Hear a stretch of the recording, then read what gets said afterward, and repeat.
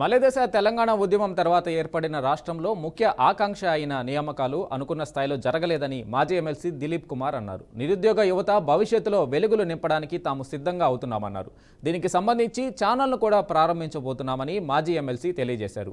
కేంద్ర రాష్ట్ర ప్రభుత్వాలు ప్రవేశపెట్టిన స్కీములను ఎలా అందిపుచ్చుకోవాలో సలహాలు సూచనలు ఇప్పించడంతో పాటు జాబ్ మేళాలు నిర్వహిస్తామని చెప్పారు. యూట్యూబ్ ఛానల్ని వచ్చే సోమవారం నుంచి ప్రారంభిస్తున్నాం. అది యువతను ఉద్దేశించి వాళ్ళకు క్యారియర్ కౌన్సిలింగ్ ఉంటుంది, లివింగ్ లెజెండ్స్ యొక్క మెసేజెస్ ఉంటాయి. అదే పద్ధతిలో తెలంగాణ ఉద్యమంలో ఎవరైతే అధికారానికి చేరువుగా రాకుండా దూరంగా నెట్టివేయబడ్డ యువతకు ఒక మోటివేషనల్ క్లాసెస్ కూడా ఉంటాయి. అంటే వాళ్ళు ఎవరైనా అందులో కాంటెస్ట్ చేసుకుంటే సర్పంచ్ కావచ్చు, ఎంపీటీసీ కావచ్చు, జెడ్పీటీసీ కావచ్చు, ఎమ్మెల్యేలు కూడా కావచ్చు, వాళ్ళకు పొలిటికల్ గైడెన్స్ కూడా క్లాసెస్ తీసుకుంటాం. ఏ పార్టీ నుంచి వాళ్ళు పోటీ చేయండి, బట్ వాళ్ళకి ఏ విధంగా ఇది ఫేస్ చేయాలి, ఎలక్షన్స్ అంటే ఎట్లుంటాయి, దానికి ప్రిపరేషన్ ఎట్లా అనేటువంటి ఆ గైడెన్స్ కూడా మేము ఇవ్వదలుచుకున్నాం ఈ సంస్థ ద్వారా.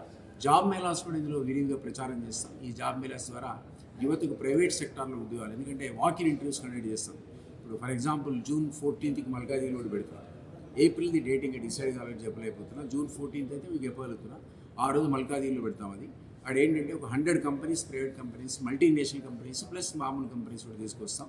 అక్కడ యువత పార్టిసిపేట్ అయితే అందులో ఎంప్లాయ్మెంట్ కూడా వాళ్ళకి దొరుకుతుంది. సో మీ ద్వారా మేము అప్పీల్ చేసిందంటే యువత ఈ ఆపర్చునిటీని దయచేసి వాడుకోండి. లక్ష్యం అనే సంస్థ కేవలం యూత్ని గైడెన్స్ కోసం ఏర్పడ్డ సంస్థ.